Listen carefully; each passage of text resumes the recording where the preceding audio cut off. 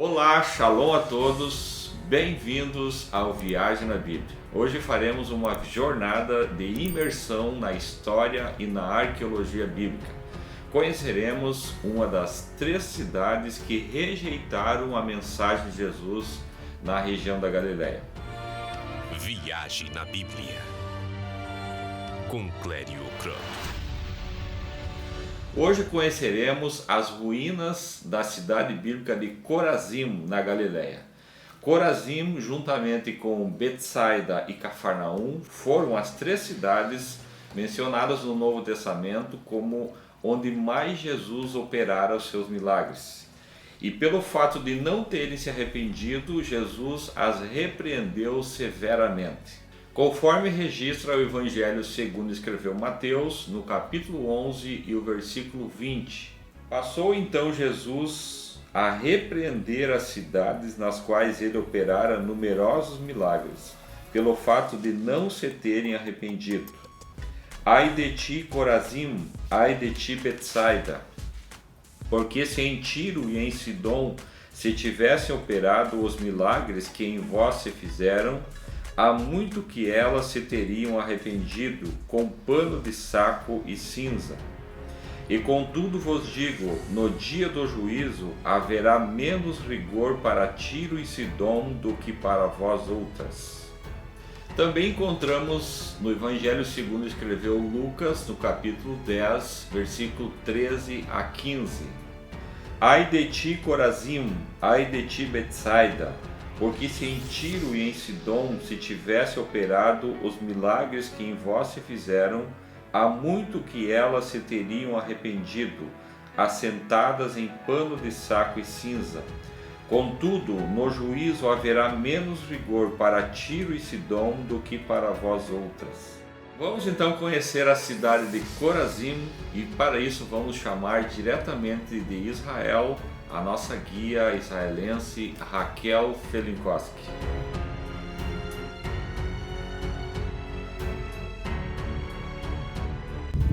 Shalom! Hoje nós estamos aqui direto de Corazim para o canal Viagem na Bíblia. Corazim é uma das cidades que foram descobertas no século XIX pelos pesquisadores, que estavam escavando a terra de Israel, e é uma das cidades que não é citada no Antigo Testamento, somente no Novo. No caso, ela é uma comprovação do Novo Testamento, uma das cidades que faz parte do ministério de Jesus, como Cafarnaum, que é muito perto daqui, e Betsaida. E em Mateus 11 nós vemos também que Yeshua, Jesus, ele fala: ai de ti, Corazim, ai de ti, Betsaida, e ai de ti, Cafarnaum. Então, essa cidade, hoje, as ruínas dela, que nós vamos visitar e conhecer, comprovam tanto a veracidade do Novo Testamento. Ela também é citada no Talmud como um lugar onde se produzia trigo, inclusive trigo fino, que era oferecido como oferta no templo. Ela ainda é uma cidade no período que nós chamamos de período do Segundo Templo, quando o Templo de Jerusalém ainda estava de pé. Nós vamos conhecer a sinagoga dessa cidade, muito interessante. Ainda existem aqui as ruínas das casas, das ruas, da praça. Vamos ver também um tanque de mikve, onde se fazia os rituais de purificação.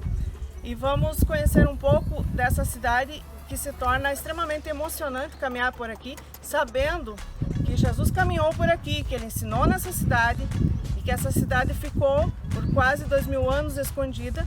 E depois que os pesquisadores mostraram a evidência de que essa cidade realmente existiu, assim como Magdala, que só foi citada no Novo Testamento, nós podemos então conhecer um dos lugares da Galileia, onde diz a Bíblia que Jesus percorria a Galileia e ensinava nas sinagogas.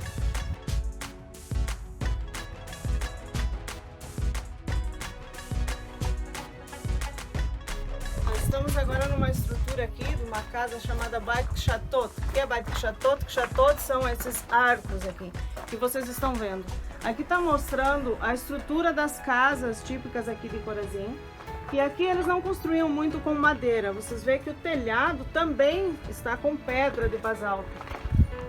E era sustentado, então, por esses arcos que vocês estão vendo aqui.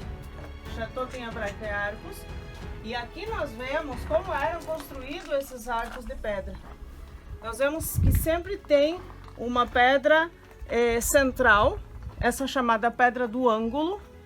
Essa pedra é a pedra que pressiona e sustenta esse arco. Esses arcos eram feitos todos de pedra e geralmente não era cimentado. Aqui talvez eles até colocaram alguma argamassa para segurar essa estrutura, porque sabemos que na Galileia sofreu terremoto, então pode ter sido destruído. Mas essa pedra central é a chamada pedra do ângulo, né? Que é a pedra que sustenta o arco, é a pedra que sustenta a construção e sustenta o teto também da construção.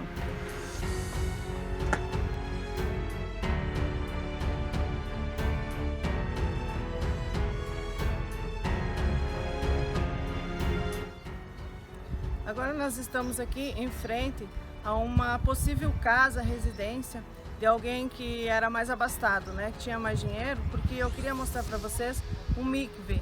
Mikve é o local onde os judeus faziam, desde a época em que foi escrita a lei de Moisés, a Torá. É claro que naquela época se fazia em qualquer lugar onde se pudesse represar água natural, mas a partir do 2º século a.C., começou a se fazer lugares mas onde se poderia fazer esse ritual, não assim ao ar livre, né? E muitas pessoas que tinham dinheiro tinham mikve dentro da estrutura da sua própria casa. Porque o mikve é um local onde se faz purificação, todas as purificações escritas no livro de Levítico.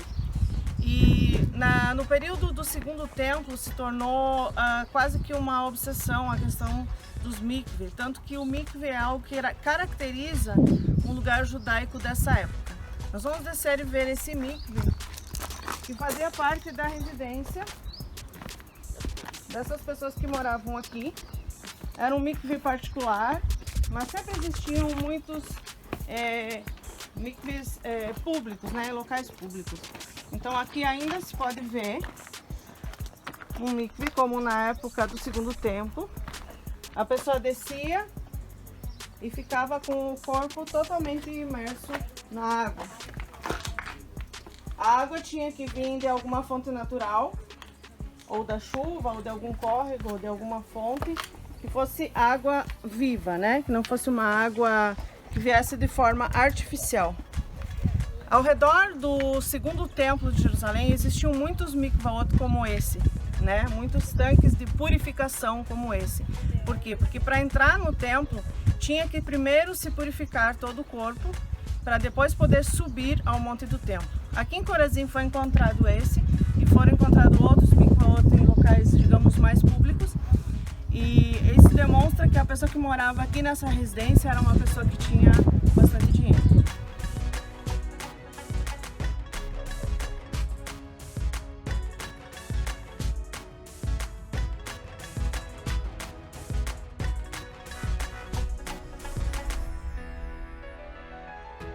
Veja esse lugar todo construído em pedra de basalto, um lugar realmente como era nessa época, no 1º século, como se fazia azeite. Aqui é uma prensa de azeite, se colocava uma madeira ali no centro desse círculo de pedra, um animal ia rodando ao redor e ia então esmagando as azeitonas para produzir o azeite, né? Sabemos que existiam 3 prensas de azeite, a primeira era para o serviço do templo, a segunda era para alimento e a terceira era para iluminar as cidades.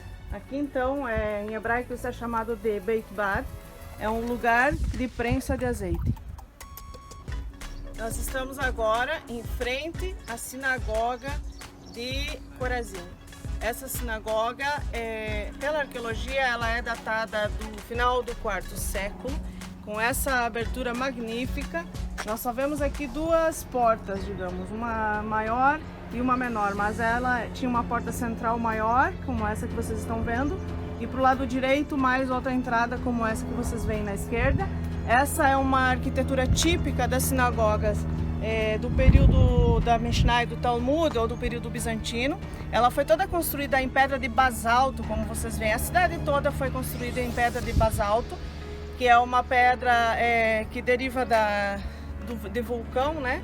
Essa região toda tem pedra de basalto. Então aqui nós vemos a estrutura, a frente da estrutura dessa sinagoga.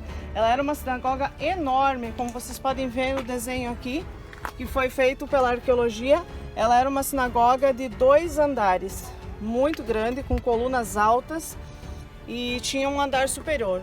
Nós vamos entrar e ver essa sinagoga, o que restou dela, para nós poder entender também o uso da sinagoga no período, enquanto ainda existia o Templo de Jerusalém, que era no período na época de Jesus, e o período posterior, quando já não existia mais o Templo de Jerusalém. A frente dela, da sinagoga, está voltada para Jerusalém, que também é uma característica dessa época, e nós vamos entrar para conhecer um pouquinho do que restou da sinagoga de Corazim.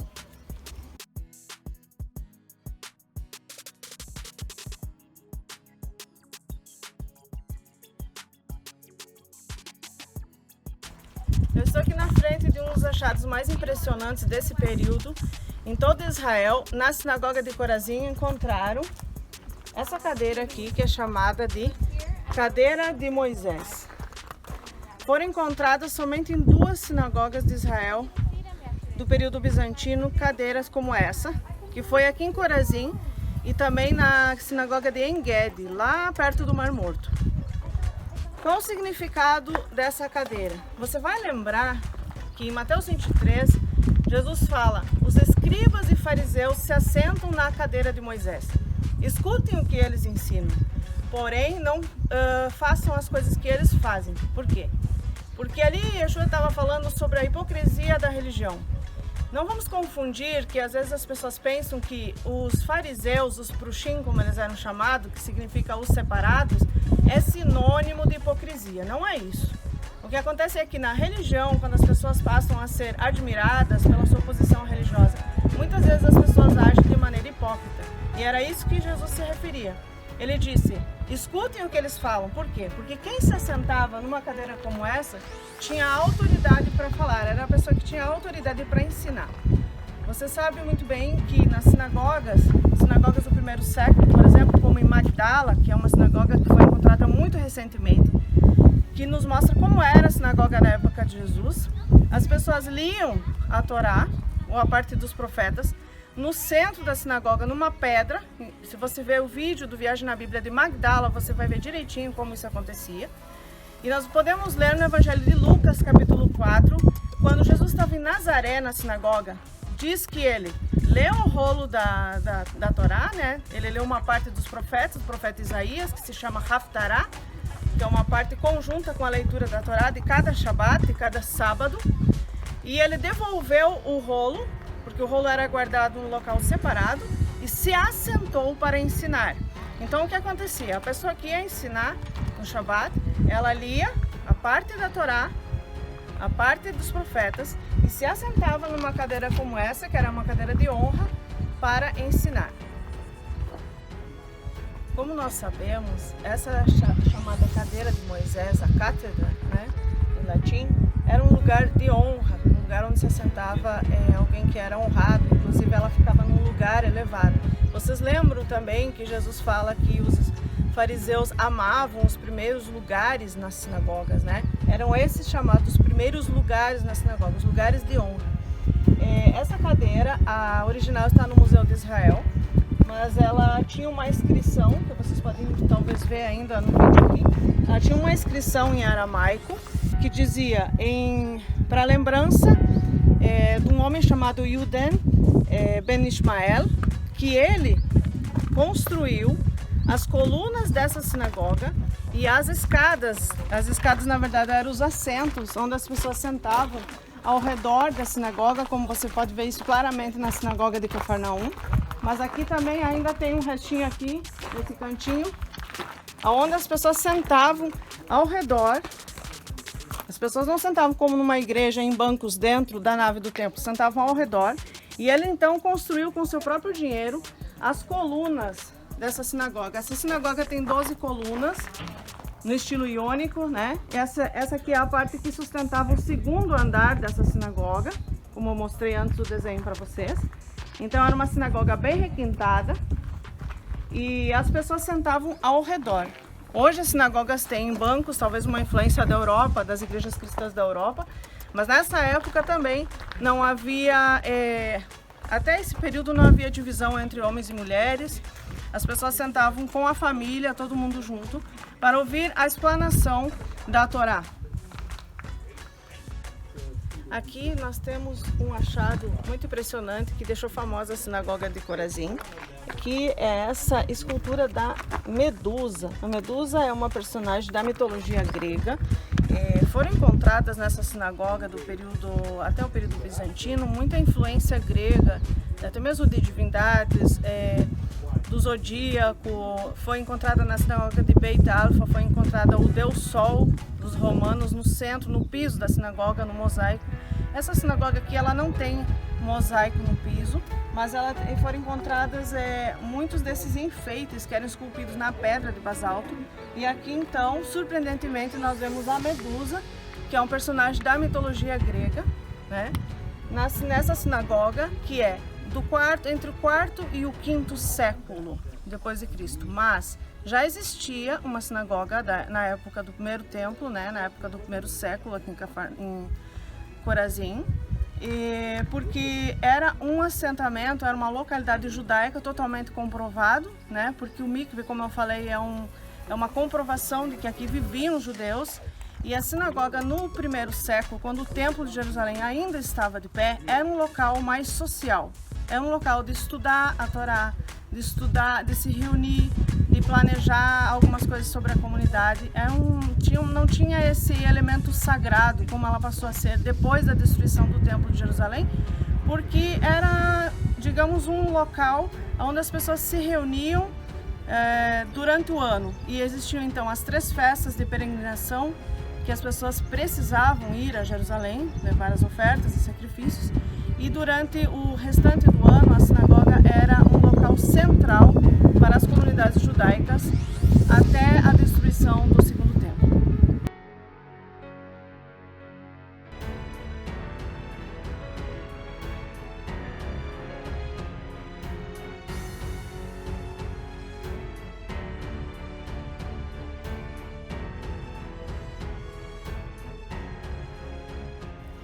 Continuando aqui nas ruínas de Corazim, estivemos lá onde se prensava azeite, né, na prensa de azeite.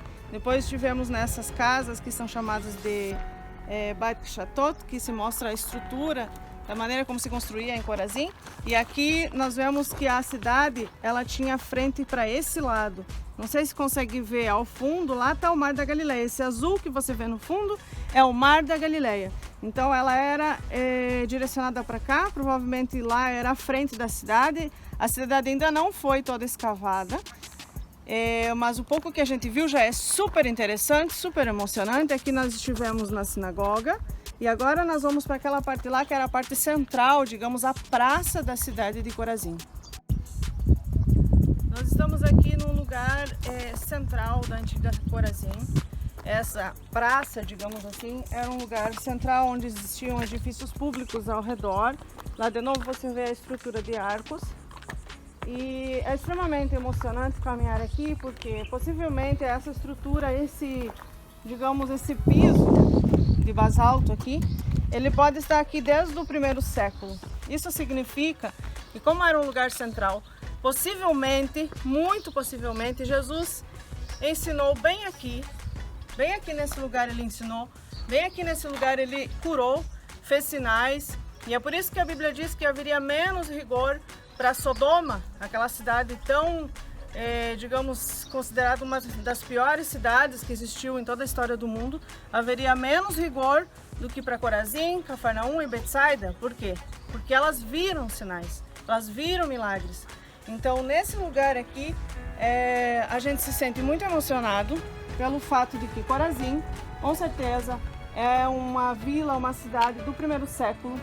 Muita coisa foi reformada, como eu mostrei para vocês a sinagoga, foi reformada no quarto século, porém a estrutura da cidade, esse centro aqui, pode estar exatamente como na época em que Jesus andou ensinando e fazendo milagres.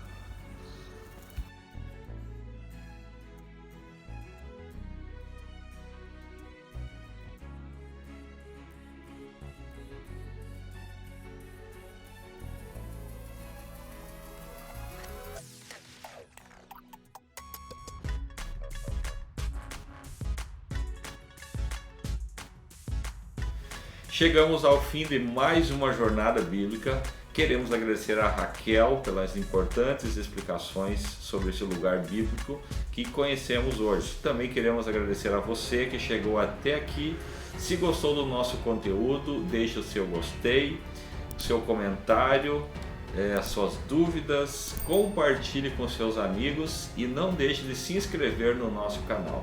Também siga-nos no Instagram e assim estará acompanhando o nosso trabalho das viagens bíblicas. Encerramos aqui a nossa jornada bíblica de hoje e te convidamos a embarcar conosco no próximo capítulo, Viagem na Bíblia.